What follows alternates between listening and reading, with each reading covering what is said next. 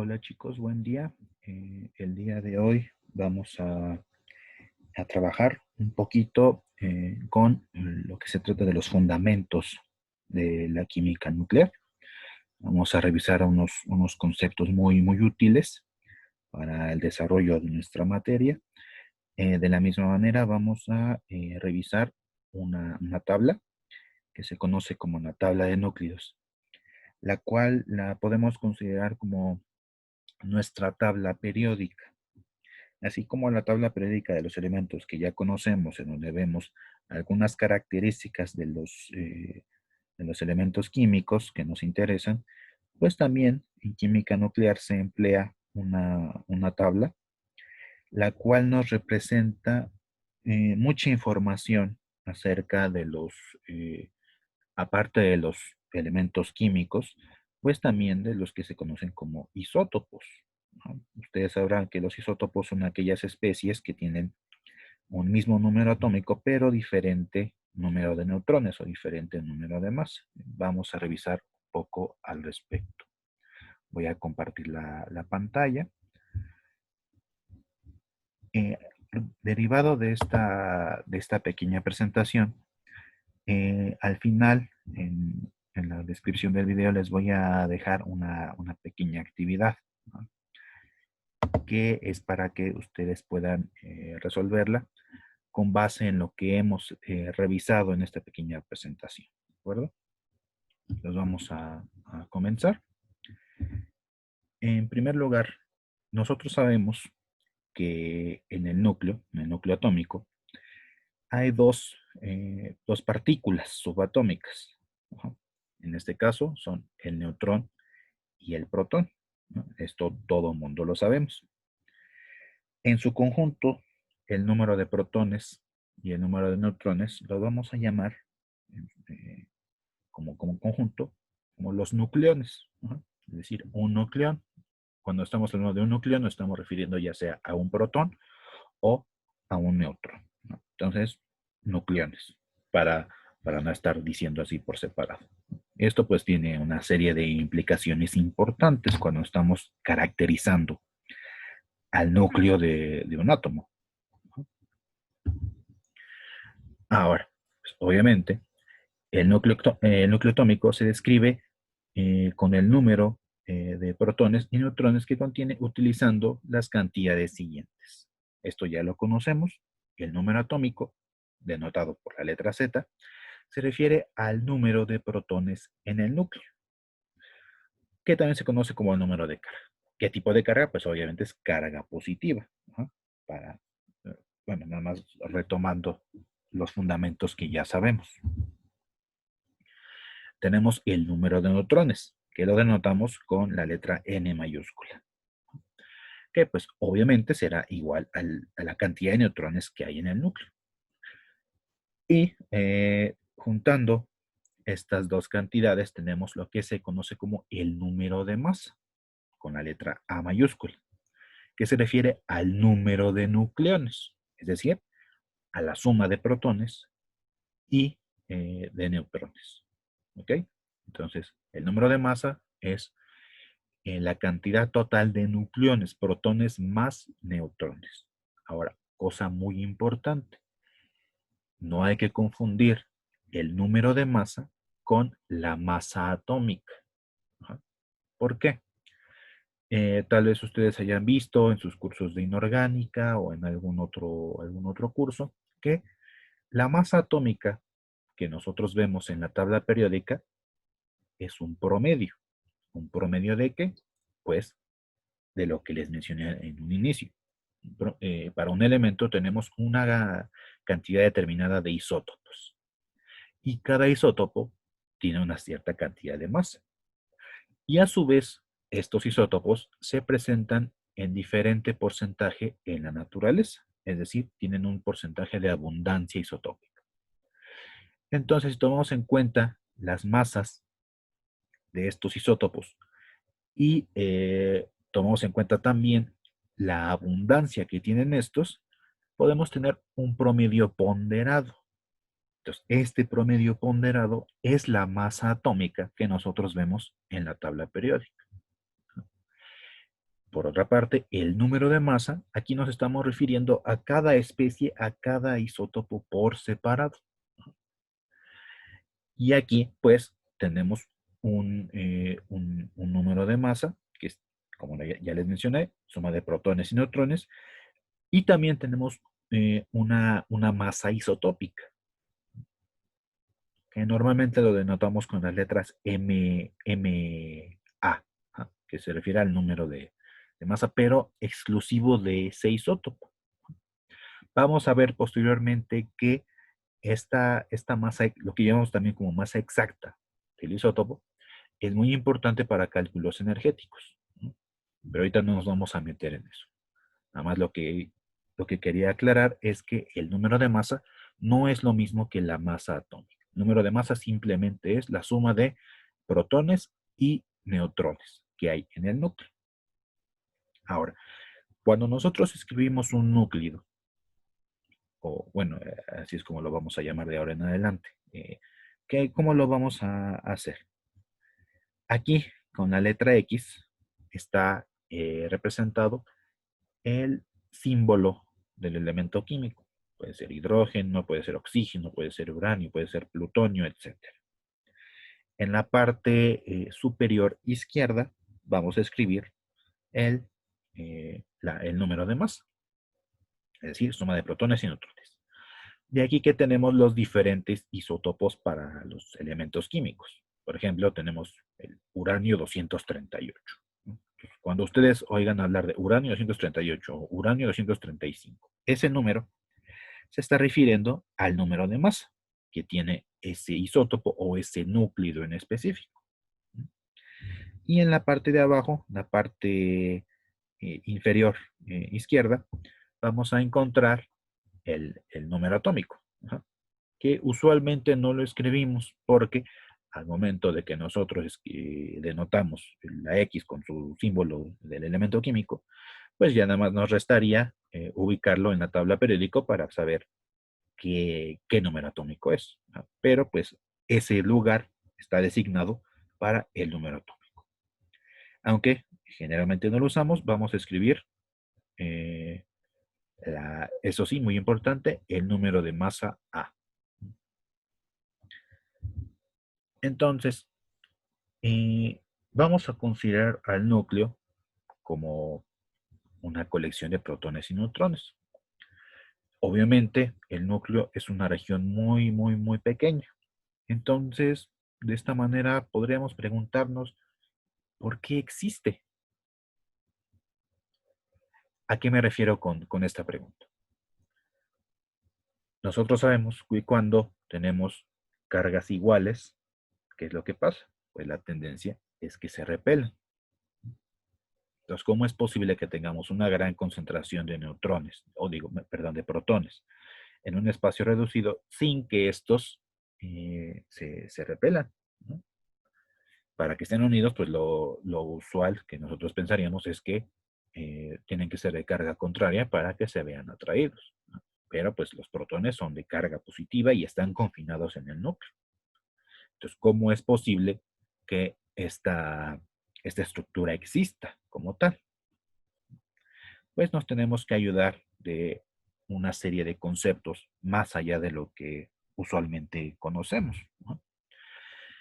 Y la interacción electrostática o electromagnética es solamente una de cuatro fuerzas fundamentales que existen en la naturaleza, ¿no?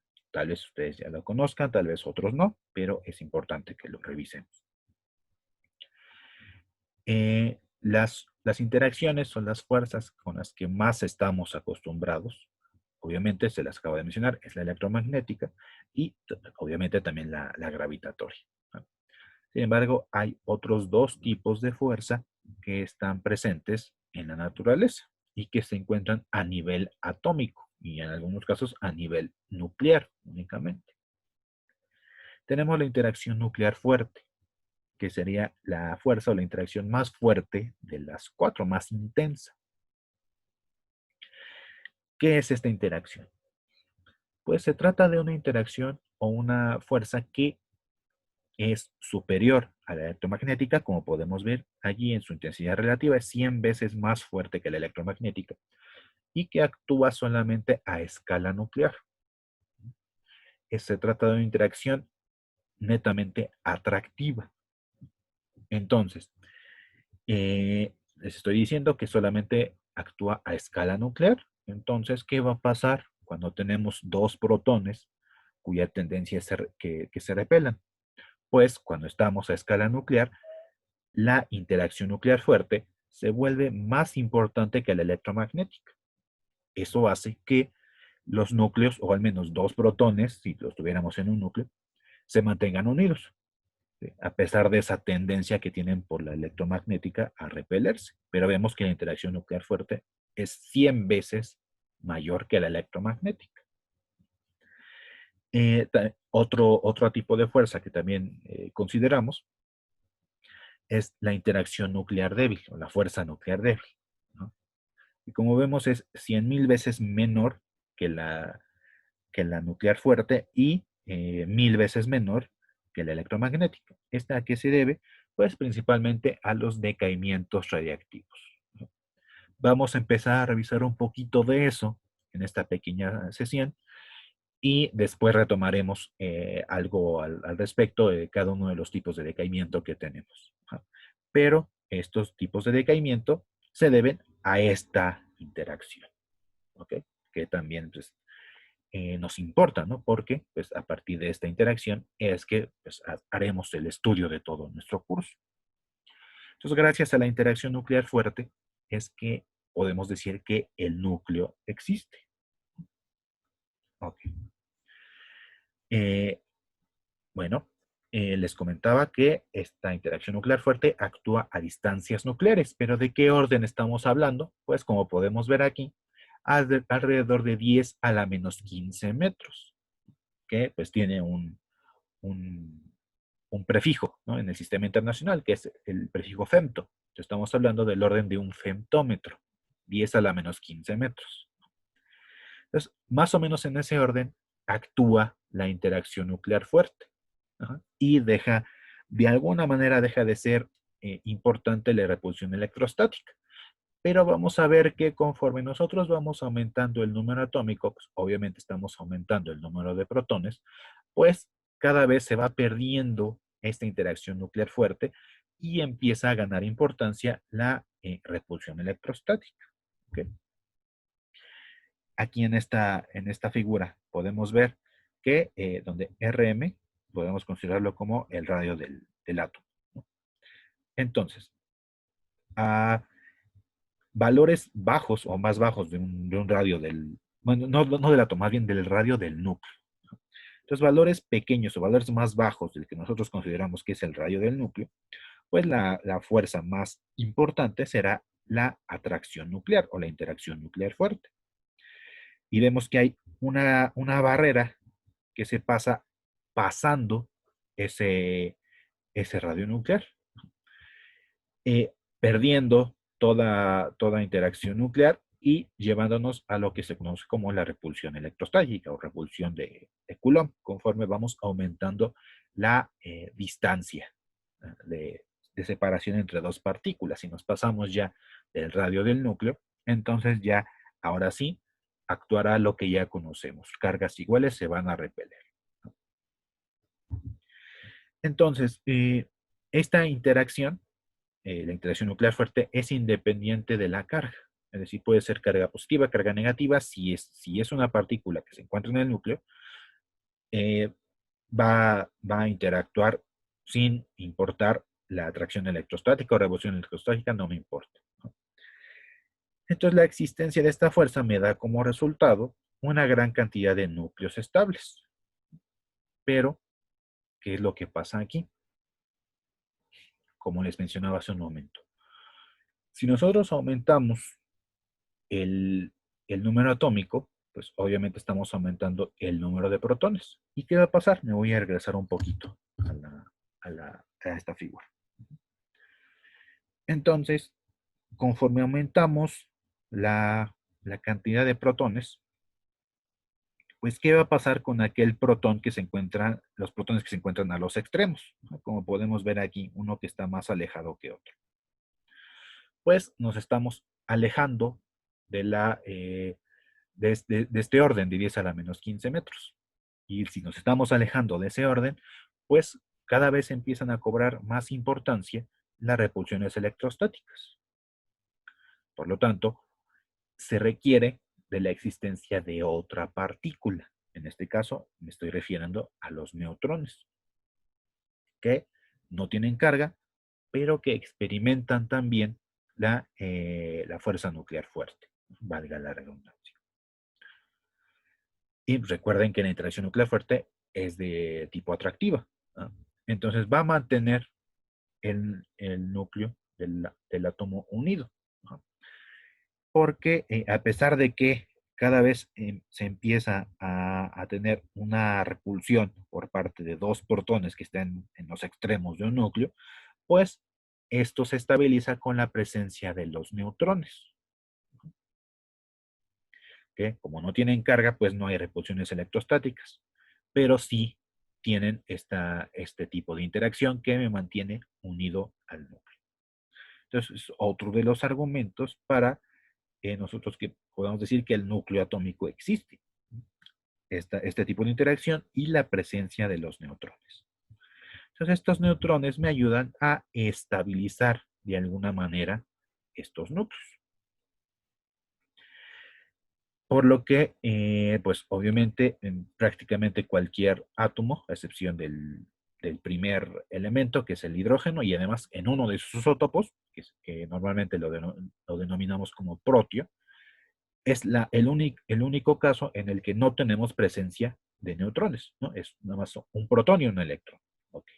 Ya a partir del deuterio, que es un protón y un neutrón, y el electrón girando alrededor, pues ya estaríamos hablando de que los neutrones me empiezan a servir como factores estabilizadores del núcleo atómico. Pues obviamente, si nosotros aumentamos el número de protones, pues vamos a requerir una cantidad adicional de neutrones para mantener el estable al núcleo. Y esas cantidades de neutrones y protones las vamos a graficar. Es una gráfica muy simple en donde un eje vamos a colocar en los neutrones y en el otro eje vamos a colocar a los protones.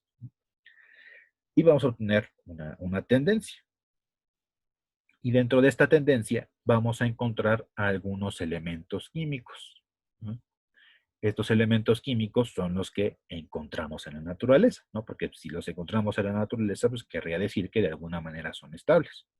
Entonces, estos elementos químicos forman lo que se conoce como el cinturón de estabilidad. Ahora, ya la representación gráfica como tal, la podemos ver aquí, en donde en el eje Y tenemos a los neutrones y en el eje X tenemos a los protones. Esta raya o esta línea que vemos en el centro, de manera diagonal, representa la relación de neutrones a protones de 1 a 1. Es decir, que si en este punto, 50 protones, me ubico en la línea, quiere decir que yo voy a tener 50 neutrones. Y de igual manera, aquí 82 protones, pues me corresponderían con 82 neutrones. Esta es la línea de relación 1 a 1. Y si nosotros nos ponemos a graficar para todos los elementos que vemos en la tabla periódica, nos vamos a dar cuenta de una cosa, de que al inicio los elementos se comportan tal cual con la relación 1 a 1. Pero hay un momento en el que se empiezan a despegar. Hay una pequeña desviación a la relación 1 a 1 de neutrones a protones. ¿Y esto a qué se debe? Pues porque al nosotros aumentar la cantidad de protones, pues estamos aumentando cada vez más las repulsiones electrostáticas. Entonces no vamos a requerir únicamente la misma cantidad de neutrones que de protones, sino vamos a requerir más protones que neutrones. Es por eso que vemos esta tendencia, ¿no? Que me aumenta aquí la cantidad de neutrones en relación a los protones que tiene el núcleo. Entonces, requerimos cada vez más neutrones para mantener estable al núcleo, que no se desintegre de alguna manera. Y esto va a ocurrir llegando hasta un límite. Este límite lo vemos en este punto, en 126 neutrones y aproximadamente en el número 82, ¿no? Que si nos vamos a la tabla periódica, pues a quién se refiere el elemento número 82, es decir, 82 protones, pues el plomo. ¿Qué va a pasar a partir del 83? Pues vemos que ya no hay, ya no vemos esta línea negra. Entonces, a partir de ahí, todos los elementos que sigan van a ser radiactivos. Y de aquí pues vemos que la relación de conceptos, ¿no?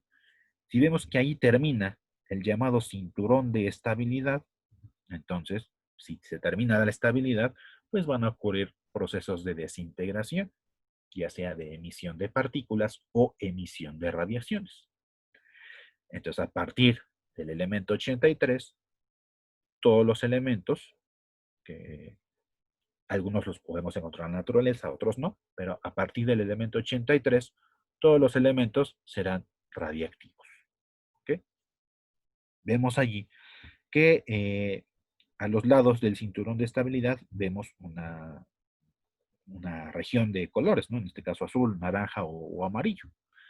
Eso se refiere a los diferentes isótopos que tiene un mismo elemento químico.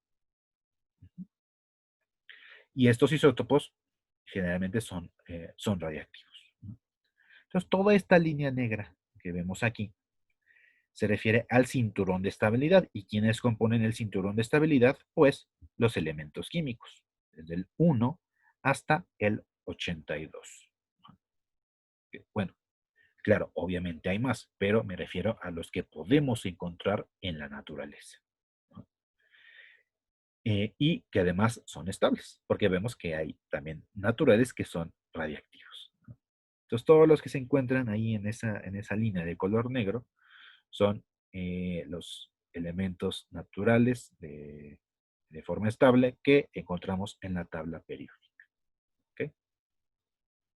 Espero que más o menos haya quedado claro. Si no, pues mi recomendación es que vayan colocando ahí en los comentarios todas las dudas que tengan para posteriormente poderles responder de forma adecuada.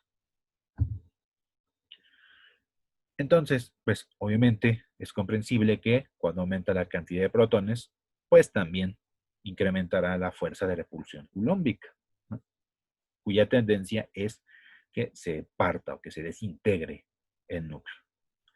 Por lo que, pues vamos a requerir la presencia de los neutrones, ¿no? Como ya se los mencioné, que carecen de carga, pero sí tienen esta interacción nuclear fuerte, ¿no? Esto ya lo revisamos. Conforme aumenta la cantidad de protones, pues vamos a requerir cada vez neutrones para mantener la estabilidad. Se va a tener una relación de neutrones a protones mayor que 1. Y vamos a tener tres casos. Si el número atómico es menor que 20, es decir, desde hidrógeno hasta calcio aproximadamente, la relación de neutrones a protones es aproximadamente igual a 1. Como les mencioné, nos encontramos en esta primera región de la curva. Allí más o menos se sigue la tendencia de que neutrones y protones están en la misma proporción, es decir, igual a 1, si hacemos la relación correspondiente. Y desde el calcio y hasta el plomo o bismuto, por ahí desde el 20 hasta el 83, la relación NaZ pues variará entre un intervalo de 1 a 1.5, que de igual manera se pueden considerar estables, ¿no? Pero ya vemos que hay una tendencia a que cada vez haya más neutrones en el núcleo. Y el caso que les mencionaba, ¿qué pasa cuando eh, seguimos los números atómicos a partir del 83? Pues entonces ya la relación de neutrones a protones va a ser superior a 1.5. Y es en este punto, si nosotros nos encontramos con una relación NZ superior a 1.5, es en este punto en el que nosotros podemos decir que un núcleo es radiactivo. Incluso también si fuera menor que 1, también podríamos considerar que hay un núcleo radiactivo, porque ahí vamos a tener exceso ahora de protones, ¿no? Pero bueno. Entonces, a partir de una relación NZ de 1.5, podemos considerar que un núcleo es radiactivo. Y pues tenemos aquí una serie de ejemplos. El neón, que es un gas noble, que es el número atómico 10. Vemos que su isótopo más común es el neón 10, digo neón 20. Entonces esto quiere decir que tiene 10 neutrones. Entonces si hacemos la relación NZ, pues nos va a dar exactamente igual a 1, porque hay 10 neutrones y 10 protones. Vámonos con el hierro. El hierro, el isótopo más común, es el hierro 56. Entonces, al hacer el cálculo del número de neutrones, nos obtenemos un 30. Y si hacemos la relación correspondiente, neutrones a protones, nos da un valor de 1.15. Entonces ya vemos aquí una pequeña desviación, pero que se mantiene dentro de la estabilidad, que va desde 1 hasta 1.5. Por otra parte, nos vamos al neptunio, que al hacer su cálculo obtenemos 144 neutrones, y pues se trata del número 93. Entonces, al hacer la relación correspondiente, vemos que la relación NZ es superior a 1.5, es decir, 1.55. Entonces, podemos asegurar, en este caso, que de estos tres elementos, el neptunio es radiactivo. ¿Okay? Nada más ahí para que veamos cómo nos ayuda a determinar las características generales de algunos elementos, simplemente considerando la relación de neutrones y protones. Entonces, cuando los núcleos tienen un número atómico mayor a 83, o incluso desde 83, vamos a ver que ahí existen algunas particularidades, o lo que es lo mismo, NZ mayor a 1.5, pues los núcleos caen fuera del cinturón de estabilidad. Entonces, se dice que estos núcleos son radiactivos, ¿no? Porque son susceptibles de ser desintegrados por algún mecanismo, ¿no? Por lo tanto, la radiactividad como tal la podemos definir como que pues, es un fenómeno que ocurre cuando los núcleos cambian espontáneamente, es decir, se desintegran y están emitiendo radiación. Y esta radiación puede ser radiación electromagnética o pueden ser partículas, ¿no? Y obviamente se van a decir que estos elementos son radiactivos. Entonces, simplemente radiactividad es emisión espontánea de materia y energía. ¿Okay? Lo que les mencionaba también, nosotros vamos a aplicar mucho el término núclido y el cual lo vamos a utilizar cuando ya tenemos definido o determinado un número de protones y neutrones. Por ejemplo, tenemos el uranio 238. Ahí ya estamos definiendo el número atómico, simplemente con decir uranio, porque ya sabemos que en la tabla periódica está representado al número 92, y 238, que es el número de masa. Y bueno, teniendo número atómico y número de masa, pues podemos determinar el número de neutrones. Entonces, a esto en conjunto se le llama núclido. Y un núclido puede ser el de los que encontramos en la naturaleza o puede ser radiactivo, ¿no?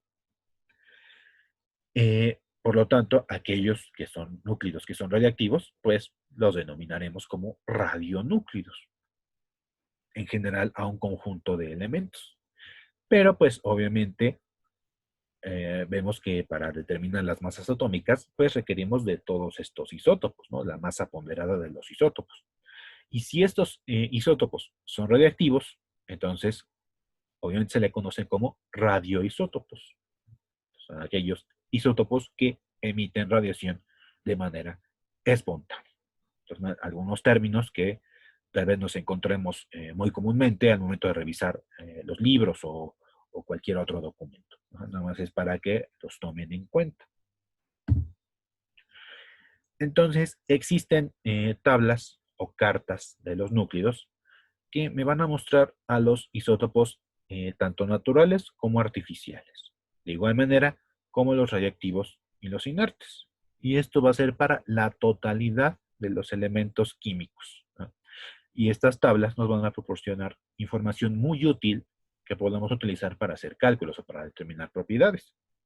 Y pues estas tablas son una representación gráfica de la relación NZ, como la que podemos ver aquí en esta figura. Me voy a regresar un poquito. Si se dan cuenta, esa tabla que les acabo de presentar, pues simplemente es la relación NZ graficada anteriormente, pero a partida. Esto es por cuestiones de espacio. Entonces vamos a ver ahí que tenemos varias secciones que están representando a cada parte aquí de toda mi región de relación NZ. Entonces me regreso a la tabla. Entonces esta es una representación NZ partida de alguna manera, ¿no? Ahora, pues dadas las condiciones, pues no tenemos acceso al laboratorio. Pero les presento, o bueno, les comento que esta tabla o un ejemplar de esta tabla es la que nosotros tenemos allí. Y nos podemos dar cuenta de que bueno, hay una gran cantidad de tablas de núcleos. Pero aquí nos podemos dar cuenta de que pues, es muy fácil leerla en primera instancia por el código de colores. Siempre los que veamos en color negro, se tratará del cinturón de estabilidad, como ya se los mencioné. Sin embargo, pues vemos allí otro tipo de coloraciones. Y esto se refiere a los diferentes tipos de decaimiento que existen. Tal vez ustedes hayan visto en algún otro curso o lo sepan por haber visto algún video que hay tres tipos principales de decaimiento, que es el decaimiento alfa, decaimiento beta y decaimiento gamma. Entonces, todos esos decaimientos lo podemos ver representados aquí en esta tabla con un respectivo código de colores. Repitiendo, los negros son los que encontramos en la naturaleza, son estables, tienen un cierto porcentaje de abundancia. Aquellos que se encuentran en color amarillo serán principalmente aquellos elementos o aquellos radioisótopos, aquellos radionúclidos que tienen un decaimiento del tipo alfa. ¿A qué me refiero con decaimiento tipo alfa? Que el núcleo va a emitir una colección de 2 protones y 2 neutrones, que si lo vemos bien, se trata de núcleos de helio. Entonces las partículas alfa son núcleos de helio, con 2 protones y 2 neutrones. ¿Y esto a qué me lleva? Que cuando un elemento decae por radiación alfa, ¿qué es lo que le va a pasar al núcleo original?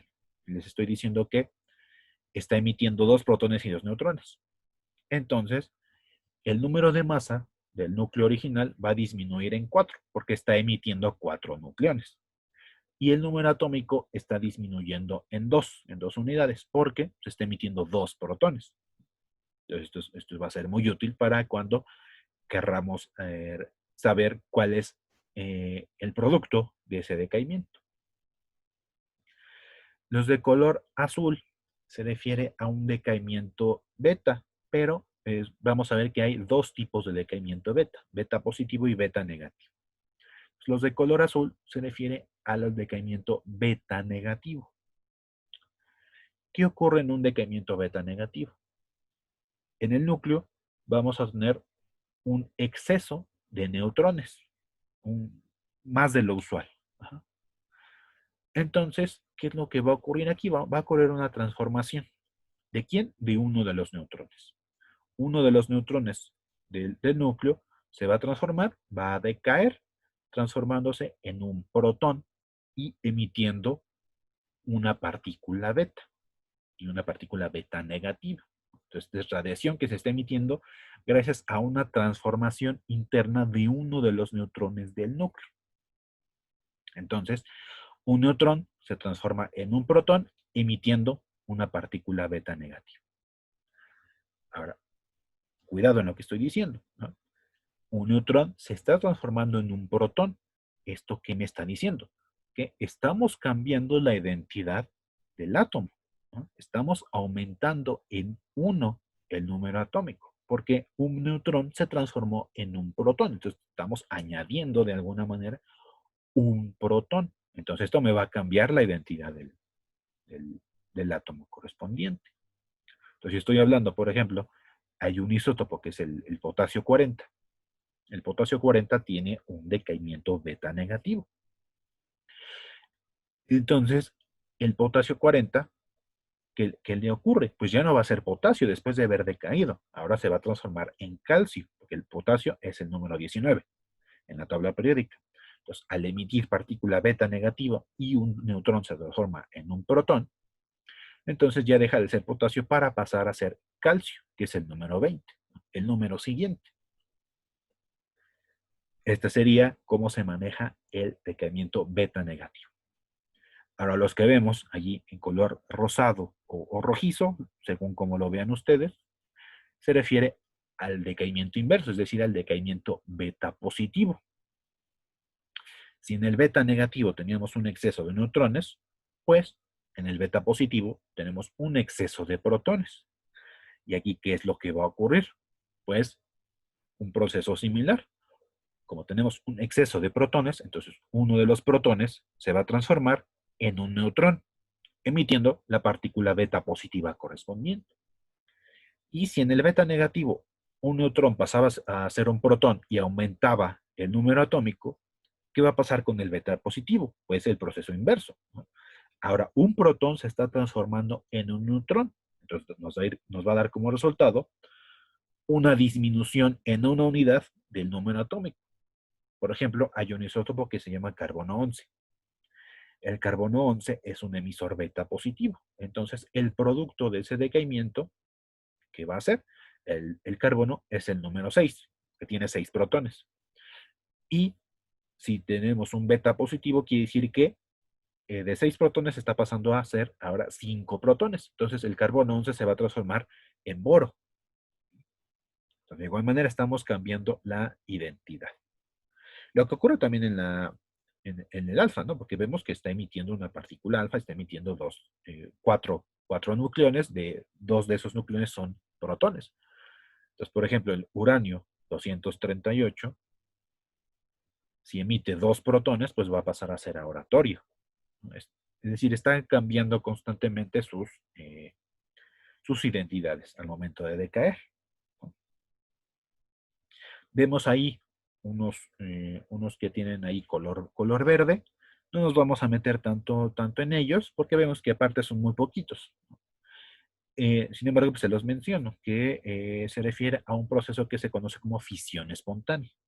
Un proceso de fisión es aquel en el que un núcleo, que es un núcleo pesado, se va a romper en dos partes. No necesariamente iguales, pueden tener una cierta proporción, pero pues un núcleo pesado se va a transformar en dos núcleos ligeros. Y al decir espontánea, pues que lo va a hacer sin que nosotros hagamos nada. A eso se refiere los elementos o los núcleos que tienen una coloración verde. Y vemos allí que hay algunos que tienen blanco, ¿no? Como podemos ver ahí a lo largo de la tabla. Vamos a dejarlo en pausa por el momento. Conforme vamos avanzando, les voy a ir mencionando a qué se refiere el color blanco. Entonces, aquí les presento un acercamiento a la tabla de núcleos, a algunos isótopos, para ver más que nada la información que podemos obtener en esta tabla de núcleos. Les comenté que aquellos que tienen color negro son aquellos isótopos que son estables y que los podemos encontrar en la naturaleza. ¿Cómo nos podemos dar cuenta de eso? Por ejemplo, yo me fijo que aquí en el plomo me están presentando 3 isótopos. Y estos 3 isótopos son estables y los podemos encontrar en la naturaleza. Por eso es que cuando nosotros calculamos o consultamos en la tabla periódica la masa atómica de plomo, pues nos da un valor decimal, ¿no? Pues se refiere a los diferentes isótopos del plomo que podemos encontrar. Entonces, en la primera línea, lo que vamos a ver es el nombre del núclido. En este caso se trata de plomo 206, plomo 207 y plomo 208. Muy bien.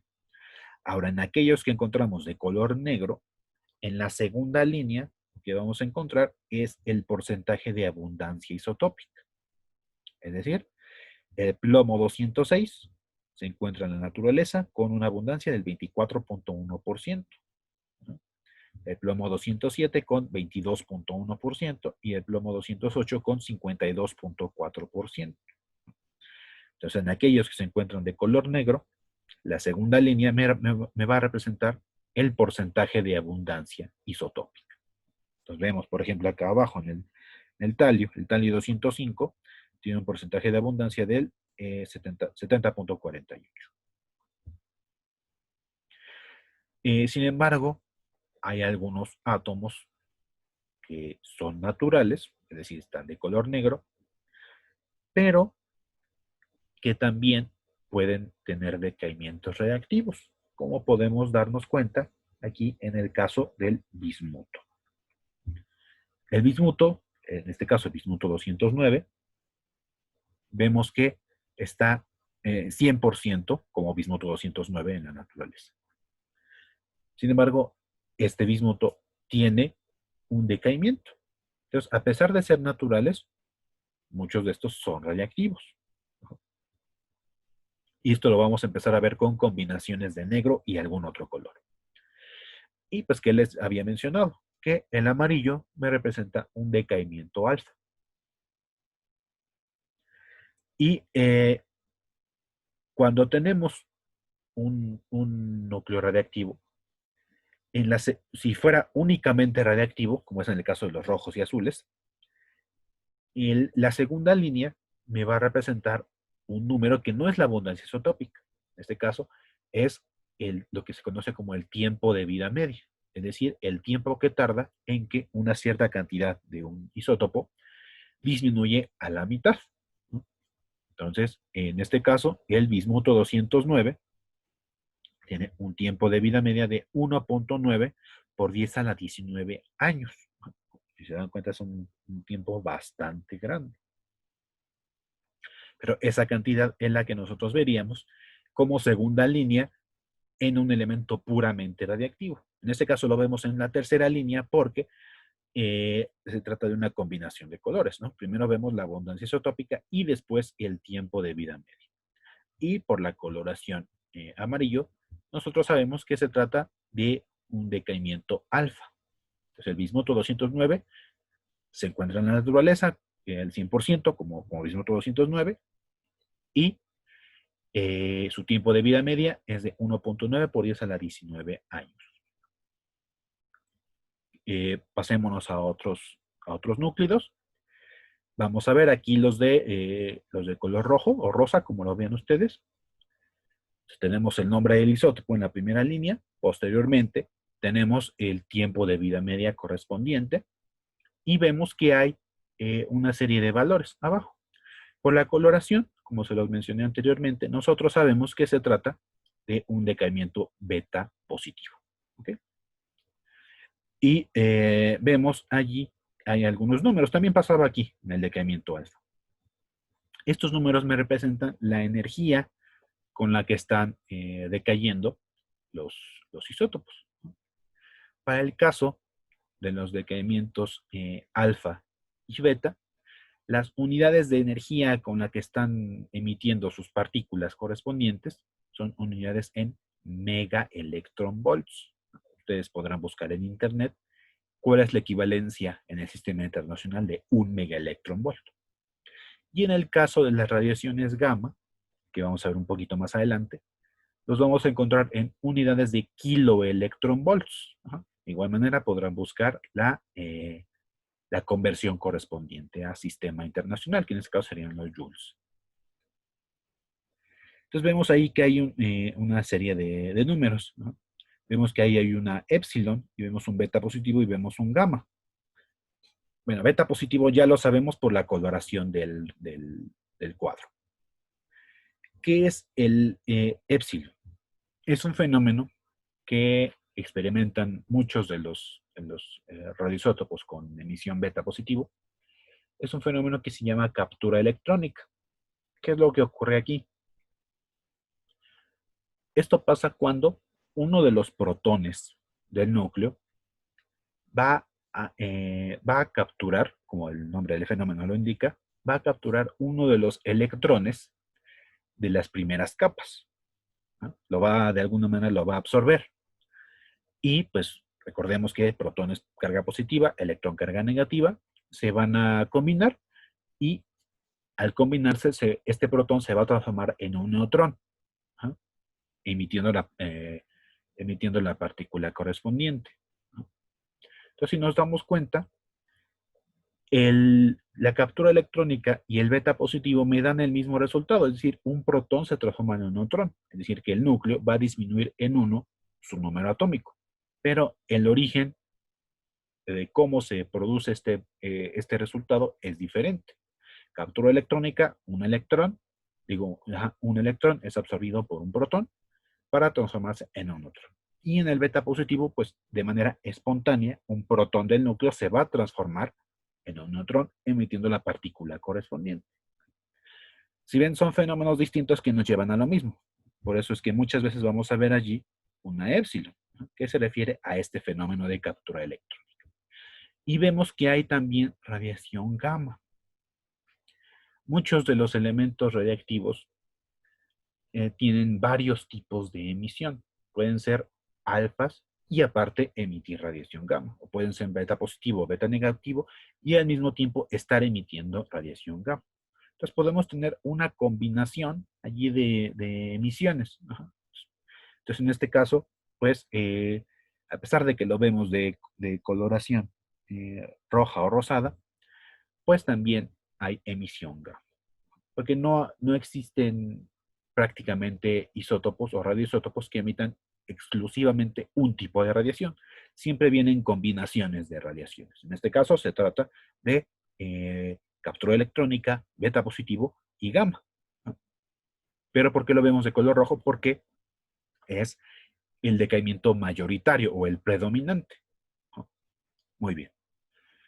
Vámonos ahora con los de color azul, que nos damos cuenta que lo mismo, ¿no? Tenemos el nombre del isótopo y en la segunda línea vemos el tiempo de vida media. Por ejemplo, talio 206 tiene un tiempo de vida media de 4.20 minutos, o el talio 207, 4.77 minutos, ¿no? Que está emitiendo beta negativo con esta energía y vemos que también hay presencia de radiación gamma, como se los mencioné hace un momento. Ahora nos damos cuenta aquí del otro color que habíamos dejado pendiente, que es el color blanco. Muchas veces, cuando un radioisótopo decae, no lo hace a un estado basal, ¿no? Siempre, bueno, cuando vemos ese color blanco, quiere decir que este radioisótopo decae a un estado que se conoce como el estado metaestable, es decir, un estado intermedio en cuanto a la excitación de sus partículas, ¿no? Y hay ocasiones en el que estos estados metaestables tienen una duración relativamente grande. Ajá. Y estas duraciones relativamente grandes los vemos representados en este color blanco. Entonces el talio 206, cuando decae, muchas veces lo va a hacer primero a este estado metaestable, que tiene una duración de 3.7 minutos. ¿Cómo lo representamos? Pues, bueno, ahorita no tengo la forma de escribirlo, pero se los comento. Si recuerdan, cuando nosotros escribimos un núclido, escribimos, recuerden, la letra X, ¿no? Y en la parte superior izquierda escribimos el número de masa. En este caso, pues iría el talio, TL, y arriba a la izquierda el 206. Muy bien. Entonces, para representar el estado metaestable, hay dos formas de hacerlo. Al lado del 206 vamos a escribir una M minúscula, que quiere decir el estado metaestable. O escribirlo así como 206 arriba y talio, y con un asterisquito al lado derecho del talio. Esto también me está indicando que es un estado que no es basal, ¿no? En este caso un estado metastable. Y pues bueno, es así como nos denotamos. Si no queremos estar consultando cada rato la tabla, pues nada más escribimos 206M y talio para denotar que se trata el talio 206 metaestable. Y en la tabla de núcleos están representados con este color blanco. Entonces el talio 206 decae a este estado metaestable con una duración de 3.7 minutos y posteriormente va a decaer a este, a este estado que no lo podemos considerar estado estable, sino simplemente estado basal de ese isótopo beta negativo. Entonces, después de 3.7 minutos, pasa a este de 4.20 minutos y ya tendrá su decaimiento correspondiente. Pero muy importante, el paso de este color blanco a este color azul recibe un nombre. Recibe el nombre de transición isomérica. Vamos a ver más adelante a qué me refiero con isómero. Pero entonces el talio 206 decae a estado metaestable y por transición isomérica pasa al estado basal del 206 metaestable. Y lo mismo ocurre con el talio 207.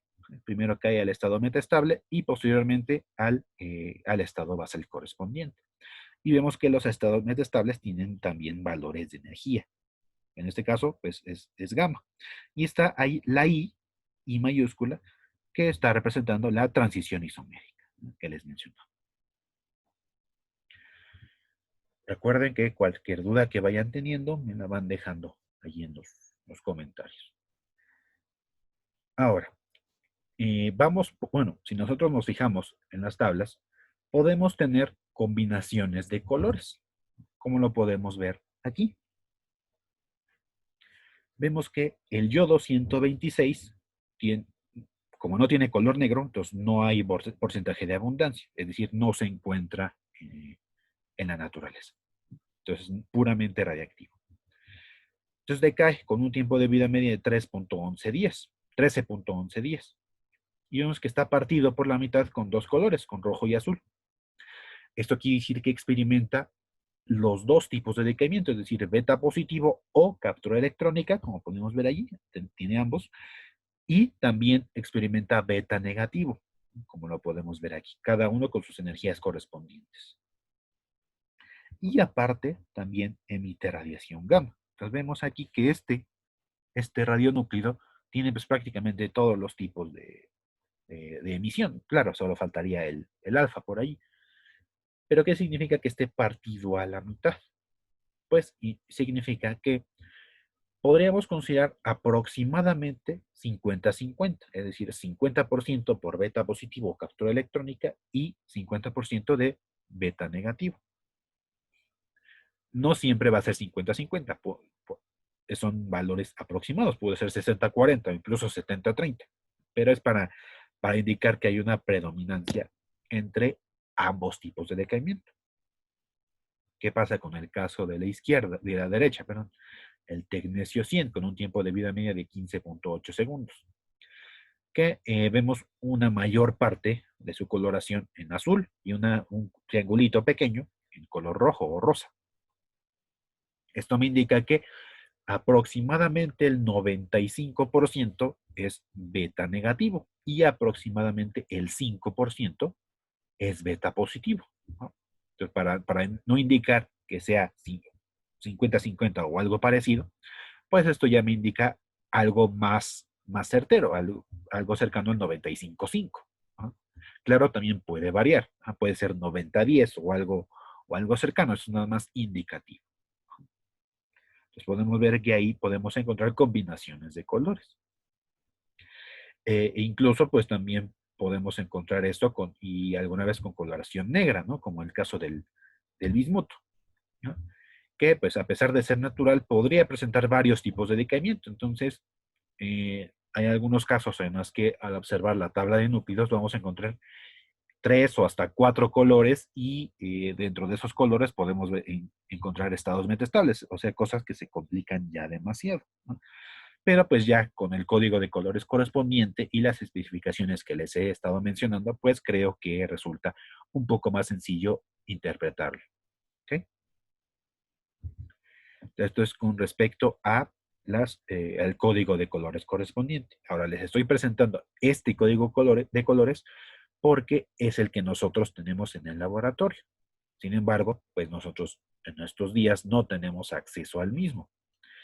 Sin embargo, a pesar de que no tenemos disponibilidad para acceder a, a esta tabla de núcleos, ustedes podrán consultarla en internet. Posteriormente les voy a decir algunos sitios web y una aplicación que pueden descargar que pues, tendrán su propio código de colores, pero que los mismos conceptos que aplicamos aquí, pues se aplicarán a esos códigos. Tendrán tal vez otros colores, pero pues ahí estará especificado cuál es alfa, cuál es beta positivo, cuál es beta negativo, cuál es fisión espontánea, etcétera. Y aplicará exactamente lo mismo, aunque no sean estos mismos colores. Esto es muy importante. Vemos que si nosotros localizamos a un radioisótopo o a un isótopo en la tabla de núcleos, simplemente por su posición y su coloración podremos saber cuál será el producto de un determinado decaimiento. Por ejemplo, si este que está representado aquí con Z y N, puede ser cualquiera, ¿no? Si estuviera únicamente de color amarillo, quiere decir que experimenta un decaimiento alfa. Y simplemente sabiendo cómo movernos en dicha tabla, podemos saber cuál es el producto del decaimiento. Entonces, si nos movemos 2 posiciones en diagonal hacia abajo a la izquierda, es decir, en este sentido, si este fuera de color amarillo, pues entonces el producto del decaimiento será este, en donde está aquí marcado con la letra alfa. Es decir, si fuera aquí el uranio, que estuviera de color amarillo, pues en esta posición nos vamos a encontrar con el torio. Ajá. Pero pues no cualquier torio, ¿no? Esto vamos a ver que hay eh, una serie de características especiales para que me digan ustedes si se pasa a un determinado isótopo de torio. Por ejemplo, el uranio 238 estaría pasando a torio 234. ¿Por qué? Porque recuerden que una partícula alfa está compuesta por 2 protones y 2 neutrones, que provienen del núcleo original. Entonces, si le estoy quitando 2 protones, entonces paso de 92 a 90, es decir, de uranio a torio. ¿Y por qué pasa de 238 a 234? Porque yo estoy quitando 4 unidades de masa, de masa, ¿no? 2 protones y 2 neutrones. Entonces, del 238, yo le quito 4, entonces va a pasar a 234. Entonces, de uranio 238 pasaría a torio 234. Pero simplemente por posición en la tabla, podemos determinar fácilmente cuál es el producto del decaimiento. Si este de ZN está de color azul, quiere decir que experimenta un beta negativo. Entonces, ¿hacia dónde nos moveríamos? Pues hacia arriba y a la izquierda en la tabla. De tal manera que el producto del decaimiento sería este que podemos ver aquí con beta negativo. Si fuera beta positivo, es decir, si fuera de color rojo, pues vamos en el sentido inverso. Entonces vamos a ir abajo y a la derecha para que nosotros sepamos cuál es el producto de dicho decaimiento. Vemos ahí pues que siempre van a estar ahí el beta positivo y la captura electrónica porque nos dan el mismo resultado. Hay algunos casos, unos decaimientos especiales en el que hay decaimiento por protones y decaimientos por neutrones, que serían en estos sentidos que podemos ver aquí, pero que son tan poco comunes que no los tomamos en cuenta, no nos interesan tanto. Nos interesan alfa, beta y gamma. Como sabemos los de decaimiento gamma, pues, si nos regresamos un poco, pues tenemos allí que es la transición isomérica, es decir, el color blanco. Entonces vemos que no nos estamos moviendo de cuadrito, es en el mismo cuadrito, por eso no vemos aquí hacia dónde nos iríamos, porque es en el mismo radioisótopo en el que nos estamos quedando, ¿no? En la siguiente figura vemos un poquito más claro lo que les acabo de mencionar. Que en negro, pues son los que son estables de alguna manera. Amarillo es el decaimiento alfa, que como se mueve en estas posiciones. En rojo, el decaimiento beta positivo en esta dirección. En azul, el decaimiento beta negativo en la dirección contraria. Si fuera decaimiento de protones, sería hacia abajo. Si fuera decaimiento de neutrones, hacia la izquierda. Y también lo que les mencionaba, si es transición isomérica, pues es en la misma posición.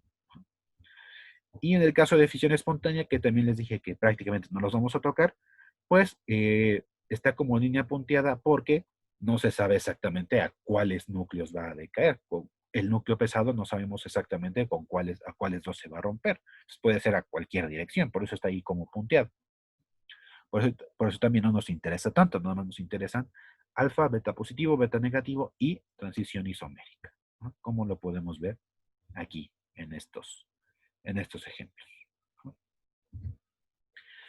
Ahora, ¿cómo podemos clasificar a los núcleos? Esto es muy importante, ya que en la actividad que vamos a hacer, pues se encargarán de clasificar a algunos de los núcleos que les presentaré en su momento.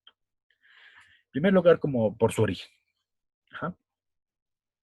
Los radioisótopos pueden ser naturales o artificiales.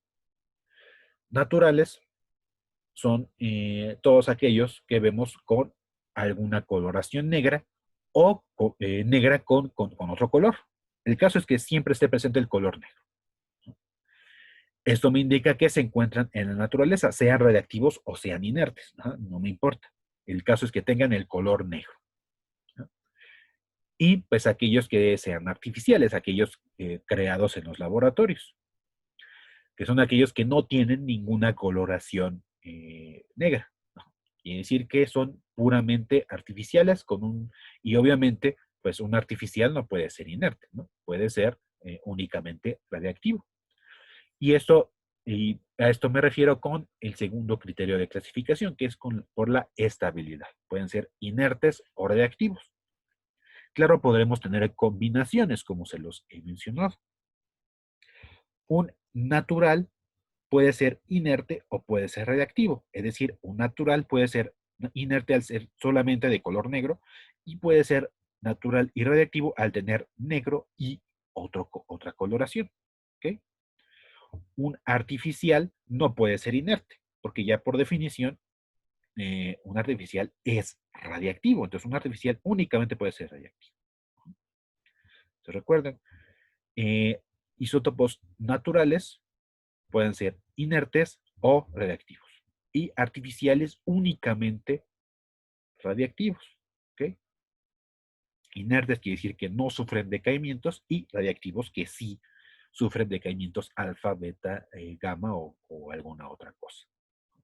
Entonces, es importante que tengan en mente esta clasificación de los núcleos. Y en la tabla vamos a encontrar diferentes tipos de núcleos. Ya les he mencionado varias veces los isótopos, los cuales serán núcleos que tienen el mismo valor de Z, es decir, el mismo número atómico, pero diferentes valores de masa. Por lo tanto, también variará el número de neutrones. Por ejemplo, tenemos el fósforo 31 y el fósforo 32, que se trata del fósforo, es decir, el número 15. Sus números atómicos son iguales, pero vemos que sus números de masa son diferentes, en este caso es 31 y 32. Y al ser distintos, este número de masa, pues, y tenemos constante el número atómico, pues, obviamente variará el número de neutrones. Estos son los isótopos. Pero vamos a tener otro tipo de núcleos. Son los isóbaros. Los isóbaros son aquellos núcleos que tendrán un número idéntico de masa, es decir, igual a. Pero pues podrán variar en sus valores de Z, es decir, número atómico y número de neutrones N. Por ejemplo, tenemos el fósforo 32 y el azufre 32, que como nos damos cuenta, tienen exactamente el mismo número A, es decir, 32. Y como se trata de elementos distintos, pues obviamente tendrán distinto número atómico o número Z. Y al hacer la diferencia correspondiente, pues vemos que tendrán un diferente número de neutrones. Entonces aquí los isóbaros lo único que tienen similar son el número de masa. Tenemos otro tipo de núclidos que son los isótonos, que son aquellos núclidos que tendrán igual número de neutrones, ¿no? Pero variarán en sus valores de Z y A. Por ejemplo, el hidrógeno 2, o también llamado como deuterio, es un isótono del helio 3, ¿no? Como lo podemos ver aquí, que pues se trata de elementos distintos, obviamente tendrán número atómico distinto. Y pues obviamente vemos que el número de masa es diferente, es 2 en el caso del deuterio y 3 en el caso del helio 3. Y si hacemos la diferencia, nos damos cuenta que tenemos la misma cantidad de neutrones, es decir, 2 menos 1 y 3 menos 2 me da 1. Cada uno de ellos tendrá un neutrón. Entonces tienen la misma cantidad. Se trata de isótopos. La misma cantidad de neutrones. Vemos también que existen los isodiáferos, que es un poquito más complicado definirlos, pero que son núcleos que tienen la misma diferencia entre Z y N, ¿no? Es decir, número atómico y número de neutrones. Por ejemplo, tenemos el hidrógeno 2, deuterio, y el helio 4, ¿no? Que si nos damos cuenta, pues tiene diferente masa, tiene diferente número atómico e incluso tendrían diferente número de neutrones. En este caso, 2 menos 1, 1 para deuterio y 4 menos 2, 2 para el helio 4. Pero ¿qué hacemos? Hacemos la diferencia de Z menos N, es decir, 1 menos N. ¿Cuántos neutrones tiene el deuterio? Pues habíamos determinado que 2 menos 1, 1. Entonces, 1 menos 1 me da un valor de 0. Entonces la diferencia Z menos N me da 0. ¿Qué va a pasar para el helio 4? Z es 2. ¿Cuántos neutrones tiene? 4 menos 2, tengo 2 neutrones. Entonces 2 menos 2 también me da 0. Entonces de igual manera Z menos N me da lo mismo.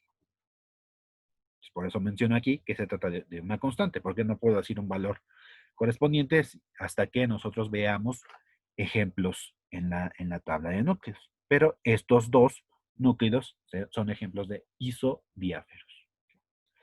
Y por último tenemos a los isómeros, que es lo que les había mencionado con el decaimiento de transición isomérica. Que como no nos estamos moviendo de su posición, se trata del mismo núcleo, con los mismos valores de Z, A y N. Pero la diferencia es la notación con la que los escribimos. En este caso se trata del tecnecio 99 y el tecnecio 99 metaestable. Se trata de tecnecio, entonces el número 43, Z1 igual a Z2. La masa pues, no cambia, sigue siendo 99 y el número de neutrones tampoco va a cambiar. Lo único que va a cambiar es la energía con la que se presentan estos isótopos. Este se encuentra en un estado ligeramente excitado, por eso está en estado metaestable, ¿no? Pero se trata exactamente del mismo núcleo. Ahora, ¿cómo podemos localizar todos estos tipos de núcleos en la tabla correspondiente? Pues nos vamos en estas direcciones. Entonces, para un núcleo que nosotros pensamos que está aquí en el centro, todos sus isótopos los vamos a encontrar tanto a la izquierda como a la derecha. Todos serán isótopos. Es decir, si yo tengo aquí potasio 40 o plomo 207, pues bueno, si fuera potasio 40, pues en toda la línea horizontal vamos a encontrar puros núcleos de potasio. Si fuera el plomo 207, pues a los lados encontraremos puros núcleos de plomo. En la dirección vertical, es decir, hacia arriba y hacia abajo, vamos a encontrar a los isótonos, es decir, aquellos que tienen la misma cantidad de neutrones. Recuerden que no va a ser el mismo elemento, ya va a cambiar, porque todos los que sean del mismo elemento lo vamos a encontrar como línea horizontal. Entonces vemos aquí la línea vertical serán los isótonos. La línea diagonal en este sentido, ¿no? Vamos a encontrar a todos los isóbaros. Es decir, yo tengo aquí a plomo 207, pues yo tendría acá a bismuto 207 o a talio 207, que son 81, 82 y 83 respectivamente, ¿no? Pero Si se encuentran en esta diagonal, como podemos ver aquí, se trata de isóbaros porque tendrán el mismo número de masa. Y la diagonal en el otro sentido, pues se encontrarán los isodiáferos. Entonces, simplemente con la posición en la tabla de núcleos, podemos determinar fácilmente los diferentes tipos de núcleos que podemos encontrar en este caso. Y claro, los isómeros no los menciono aquí porque pues no nos vamos a mover. Simplemente nos vamos a dar cuenta si hay isómeros, si hay presencia de aquí del cuadrito blanco, que representa la transición isomérica. Entonces, solamente en ese caso sabremos si hay presencia de isómeros, ¿no? Espero haya quedado claro. Ustedes podrán revisar el video tantas veces lo crean conveniente para que les quede más claro los conceptos. Y de igual manera, ustedes pueden dejarme en la parte de comentarios las preguntas que crean convenientes para posteriormente poderlas resolver. Ahora, ¿dónde pueden ustedes obtener o consultar la tabla de núcleos? Bueno, aquí les presento dos fuentes. Aquí en las últimas tres no les hagan caso, son para otras cosas. Entonces, en esta primera página, ustedes podrán encontrar la tabla de núcleos del Organismo Internacional de Energía Atómica, o IAEA, ¿no? Agencia Internacional de Energía Atómica, que es una página donde va a estar la tabla correspondiente y podemos encontrar toda la información relacionada a los radioisótopos. Ahorita me voy a pasar a esta página, esperando que no haya problemas aquí de la conexión y se las pueda mostrar fácilmente. En esta segunda página es una página coreana que está en inglés, pero que pues es de igual manera la representación de la tabla de núcleos. Ahora, mi recomendación es que ustedes descarguen esta aplicación, ¿no? Que en inglés lo podrán encontrar con este nombre, IAEA, Isotope Browser, o en español como navegador de isótopos, ¿no? Que se refiere de igual manera a la Agencia Internacional de Energía Atómica, que va a ser algo similar al primer sitio web, pero pues en forma de aplicación, ¿no? En la cual ustedes podrán consultar más fácilmente y podrán ver toda la información relacionada a cada uno de los isótopos. Ahora, como no puedo mostrar la aplicación como tal aquí, les voy a mostrar, o a tratar de mostrar aquí, la tabla de núcleos del primer sitio web de la Agencia Internacional de Energía Atómica. Entonces voy a dejar de compartir un momento la pantalla y me voy a pasar al sitio web correspondiente. Entonces, espero lo puedan ver adecuadamente. Aquí va a ser la pantalla que les mostraría. Y vemos en esta parte la tabla de núcleos. Ajá. Como pueden ver, está ahí la totalidad de los núcleos que podemos encontrar para los diferentes elementos químicos. En la totalidad de radioisótopos o isótopos que podemos encontrar, ya sean naturales o artificiales, está en constante cambio, pero nos presentan alrededor de entre 2000, 2500 o incluso hasta 3000 isótopos diferentes. Como ven, es una cantidad enorme y pues cada uno de ellos está representado en cada uno de esos cuadritos que nosotros podemos ver allí.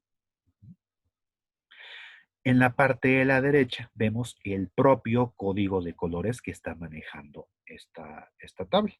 Sin embargo, pues va a aplicar lo mismo que les mencioné, solamente cambiando la coloración correspondiente. Lo que sí se mantiene es el color negro para los estables, es decir, vemos allí el cinturón de estabilidad. Ahí como lo podemos ver, ahí todo el cinturón de estabilidad son aquellos elementos que se encuentran en la naturaleza, es decir, que presentan un porcentaje de abundancia y que pueden ser ya sea inertes o radiactivos, como vimos en su caso el bismuto 209, que 100% está en la naturaleza con ese isótopo, pero que emite radiación alfa, ¿no? Entonces, si vemos en color negro, todos esos se encuentran en la naturaleza. Y vemos los colores correspondientes. Alfa con este color entre amarillo y verde o algo así como ocre o algo así. color verde, captura electrónica y beta positivo, color azul, beta negativo, y bueno, los que no son tan comunes, que son por protones, por neutrones, los que son exclusivamente captura electrónica, los que tienen fisión espontánea, entre otros. Entonces, es muy fácil que nosotros utilicemos este sitio web, que es algo similar a lo que encontrarán en la aplicación, pero es en la aplicación más fácil porque de ahí podrán seleccionarlo simplemente con las manos. Aquí lo que tengo que hacer es escribir el nombre del isótopo en esta parte, que dice nuclide. Entonces voy a colocar, ahí por ejemplo, tengo que poner primero el número de masa y después el símbolo del elemento. Entonces yo voy a buscar, digamos, el uranio 238. Entonces voy a buscar 238U, le doy Enter. ¿Qué es lo que va a pasar? Pues en el centro y en color rojo, vean que no tengo aquí el código de colores para el rojo, simplemente que es el núclido que me está interesando, ¿no? Entonces, esto es lo que me está mostrando en color rojo. Y cuando yo coloco el cursor allí, sin darle clic ni nada, automáticamente me va a aparecer ese cuadrito que ustedes pueden ver allí. Y nos damos cuenta que al lado de su nombre, de uranio 238, me proporciona N146, que es el número de neutrones, y Z igual a 92, que se trata de 92 protones. De ahí, ¿qué me interesa observar? Me voy hasta donde está una T y un medio. Este T un medio quiere decir el tiempo de vida medio. Se trata de un elemento radiactivo, como podemos verlo aquí. Entonces, tiene un tiempo de vida media de 4.468 por 10 a la 9 años. ¿No? Es un tiempo de vida media bastante grande. Y si nos damos cuenta, también me presenta un valor de abundancia. Esta abundancia es del 99.27%. Este es del caso que se presentaría con coloración negra y amarillo en el código de lo que yo les presenté. ¿No? Es decir, que es natural y es radiactivo, porque tiene un tiempo de vida media, que me indica que es radiactivo, y tiene una abundancia, que me indica que es natural. ¿Okay? Si solamente tuviera tiempo de vida media y no ningún valor de abundancia, quiere decir que es artificial y radiactivo. ¿No? Si solamente tuviera valor de abundancia y nada de tiempo de vida media, entonces se trata de natural y inerte. ¿No? Entonces, en este caso, es natural y radiactivo, se da esa combinación. Entonces, es lo que me interesa de aquí. Y después me voy a la parte de abajo, donde dice Major Radiations. ¿No? ¿Qué es lo que voy a ver ahí? Todos los tipos de decaimiento principales que va a tener este núcleo. Entonces, yo me estoy dando cuenta de que es un emisor alfa y tiene dos emisiones alfa con energías de 4.198 y 4.151 kiloelectronvolts. ¿No? Y vemos que al lado derecho está el porcentaje de este decaimiento, es decir, alfa de 4.198 kiloelectronvolts tiene un porcentaje del 79% y alfa 4.151 tendrá un porcentaje alrededor de 20.9%. Y también tiene emisiones gamma, como lo podemos ver en la parte de abajo. Una emisión gamma que está aproximadamente entre 11.11%, digo, en kiloelectronvolts con 7.3% o 49.55, que ya es el último valor que podemos ver, con 0.064%. Ese porcentaje se conoce como el porcentaje de decaimiento. Entonces veo que el uranio 238 decae por la mayor parte por alfa, con esas energías y con esos porcentajes, y en una menor parte por radiación gamma, con esos porcentajes y energías que podemos apreciar. ¿No? Es la información que más nos interesa. ¿No? Lo demás lo vamos a ir viendo, algunos de ellos, algunos ni siquiera los vamos a tocar en este curso porque ya pertenecerían a cuestiones de física nuclear. Entonces, nada más con eso que les acabo de mencionar, es como podemos consultar fácilmente la información correspondiente. Y ya si ustedes quieren ver más información al respecto, pues nos podremos ir a la tabla de abajo, a la parte de abajo, donde veremos que allí Pues tal vez sea muy útil que lo revisemos porque algo que no nos dimos cuenta arriba lo podemos ver aquí abajo, que el uranio 238 tiene un estado metastable. Ajá. Pero vemos que este estado metastable, si nos vamos aquí a la columna correspondiente, aquí vemos tiempo de vida media y abundancia. Entonces vemos que el uranio 238 normal, el estado basal, tiene este tiempo de vida media, que lo vimos allá arriba, y un porcentaje de abundancia. Y el estado metastable, obviamente, no se encuentra en la naturaleza, por eso no hay ningún porcentaje, pero sí tiene un tiempo de vida media, que como vemos es bastante bajo, que es de 280 nanosegundos. Entonces, es importante que consideremos que hay algunos que son muy, muy, muy bajitos. Vamos a ver un ejemplo de esto, que solamente solo natural y un ejemplo de que solo sea artificial. Vámonos con digamos, el manganeso 55. ¿No? No, otro, porque ese manganeso 55 forma parte de su actividad. Vamos con el hidrógeno, ¿no? Creo que es algo muy sencillo. Entonces, 1 y H para que nos localicemos en el hidrógeno. Entonces, ahí está, nos coloca en color rojo el núcleo que nos interesa. Entonces, me localizo allí. Entonces, veo que el hidrógeno en su isótopo de protio, el primero que encontramos, no tiene neutrones, por eso tenemos ahí N igual a 0. Y Z igual a 1 porque se trata del primer elemento químico. Entonces vemos que ahí T1 medio dice estable. Entonces ya nos está ayudando en esa parte este sitio web. Entonces es estable, no decae, entonces no es radiactivo. Y tenemos un porcentaje de abundancia, que es 99.98%. Entonces la gran mayoría de hidrógeno que nosotros vemos en la naturaleza, pues es el hidrógeno 1 o el protio. Y pues no tenemos porcentajes de decaimiento ni nada de eso porque se trata de un elemento estable. Entonces no vamos a encontrar esos valores. Vamos a ver un elemento puramente artificial. Vámonos con el plutonio. Plutonio, no, más bien Neptunio. Neptunio 239. Vamos a ver si sí me sale. ¿Okay?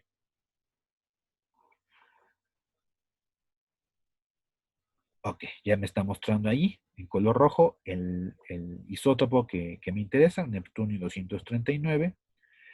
Y vemos ahí que tiene su determinada cantidad de neutrones, determinada cantidad de protones, 146 y 93. Y vemos que ahí sí tiene un T1 medio, que es el tiempo de vida media, que es de 2.356 días. Y veo que no tiene valor de abundancia. Esto quiere decir que no se encuentra en la naturaleza y se trata de un núcleo netamente artificial.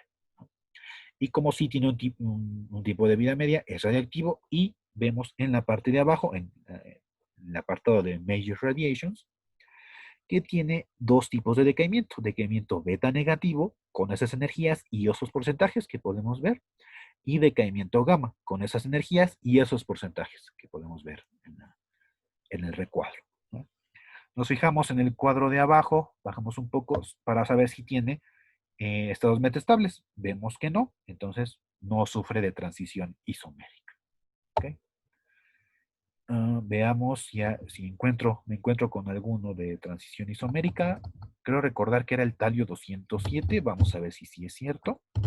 Vamos a buscarlo.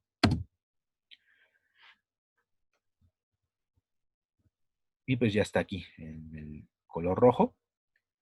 Talio 207, que vemos que 126 neutrones, 81 protones, tiempo de vida media 4.77 minutos, vemos que no tiene abundancia, entonces es puramente radiactivo, puramente artificial, es decaimiento beta negativo y también tiene decaimientos gamma con sus porcentajes correspondientes. Me voy a la tabla de abajo y me doy cuenta de que sí tiene un estado metaestable, ¿ok? Y pues bueno, esto es nada más de manera informativa, ¿okay? Con su tiempo de vida media correspondiente.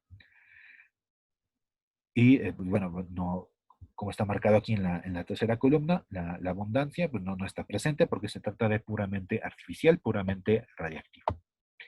Vámonos con un ejemplo combinado. Bueno, que ya les había mencionado, ¿no? con uranio 238. Vámonos con otro isótopo del uranio. Vámonos con el uranio 235. Vamos a darle clic allí. Ya me localizó el uranio 235. Voy a ver la información correspondiente. Entonces, el uranio 235 tiene 143 neutrones, 92 protones. Vemos que tiene un tiempo de vida media de 7.04 por 10 a la 8 años y tiene un porcentaje de abundancia de 0.72%. Entonces es natural y es radiactivo. Natural por tener abundancia y radiactivo por tener vida media, ¿no? Es lo que me interesa de la parte de arriba. Después me voy a la parte de abajo, en el apartado de Major Radiations, que decae por alfa con esas energías y esos porcentajes, y decae por gamma en esas energías y esos porcentajes correspondientes. Me voy a la tabla de abajo para saber si tiene estados metaestables, y vemos que tiene dos estados metaestables. ¿Okay? Entonces, si nosotros nos pidieran que si un elemento tiene un estado metaestable, pues nosotros escribiríamos estos dos. Y para denotar esos dos estados metaestables, pues así como está aquí en esta tablita. 235M1 para el primer estado metaestable y 235M2 para el segundo estado metaestable. Ahora, algo que se me estaba pasando y pues voy a aprovechar aquí para checar. Si recuerdan, yo les había mencionado casi al inicio que el número de masa no es lo mismo que la masa atómica, que la masa atómica era el promedio ponderado de todos los isótopos. Sin embargo, el número de masa no es la masa tampoco del isótopo. Recuerden que les había comentado algo de la masa exacta. Y esa masa exacta la podemos ver allí en el apartado que dice más, y después dice la letra griega mu, y seguido de las letras AMU. Es decir, la unidad de masa atómica, pero expresadas en unidades micro. Y si nos damos cuenta, lo podemos encontrar allí como 235.043.928.190. Ahora, si nosotros no queremos escribir con ese símbolo mu de micro, lo que podemos hacer es recorrer el punto hacia la izquierda 6 veces, de tal manera que nos quedaría 235.043928, etc. Esto es lo que se conoce como la masa exacta del núcleo. Que en el caso de que ustedes vean la aplicación, no lo van a encontrar así como micro, lo van a encontrar así exacto de 235 puntos y seguido de algunos decimales. Esta masa exacta es muy importante para cuando nosotros hagamos cálculos energéticos. ¿Por qué? Porque vamos a ver un concepto que se conoce como energía de amarre, en donde lo que ocurre es que para formar nosotros un núcleo, debemos de alguna manera liberar energía. Y esta energía se refiere con la cantidad de partículas que hay en dicho núcleo. Lo vamos a ver más a detalle. Pero tiene que ver con la ecuación de Einstein. Entonces, esta masa exacta es muy importante y aparte también es muy importante considerar todos los decimales. Porque si nosotros hacemos un redondeo, entonces estamos de alguna manera quitándole o aumentándole masa a la partícula. Entonces, cuando nosotros hablemos de masa exacta, sí es importante que conservemos todos estos decimales. Entonces, en este caso, para el uranio 235, nosotros consideraríamos que la masa exacta es 235.043928.190. Así, tal cual, es como lo vamos a registrar y cómo lo vamos a utilizar cuando hagamos los cálculos correspondientes. Vámonos con otro ejemplo. El carbono 11. Carbono 11, ahí lo escribo, lo localizo. Y bueno, ya me muestra ahí en color rojo que tiene 5 neutrones, 6 protones, tiene tiempo de vida media de 20.36 minutos, no tiene abundancia, entonces no es natural. Vemos allí su masa exacta, como está ahí como más micro AMU. Entonces recuerden que vamos a recorrer el punto 6 veces y entonces su masa exacta será de 11 0.011.432.597. Entonces, todo eso habría que registrarlo para saber su masa exacta y hacer cálculos correspondientes. Entonces, nos vamos abajo a la parte de Major Radiations y vemos que solamente es beta positivo con 385.7 kiloelectronvolts y 99.76% que está emitiendo. Beta positivo, me voy a la parte de abajo y me fijo que no hay estado metastable, ¿no? Entonces, esta es la información básica que podemos encontrar para la mayoría de los núcleos, ¿no? Entonces, hasta aquí dejaría la primera sesión, o al menos esta sesión, y recuerden que les comenté que les iba a poner una actividad, se los pongo aquí en la descripción correspondiente para que ustedes la puedan descargar y puedan hacer la actividad correspondiente y posteriormente me la entregan, dependiendo de lo que yo les haya comentado en el grupo. ¿De acuerdo? Pues hasta aquí lo dejamos, chicos. Nos vemos y que se encuentren muy bien. ¿De acuerdo? Nos vemos.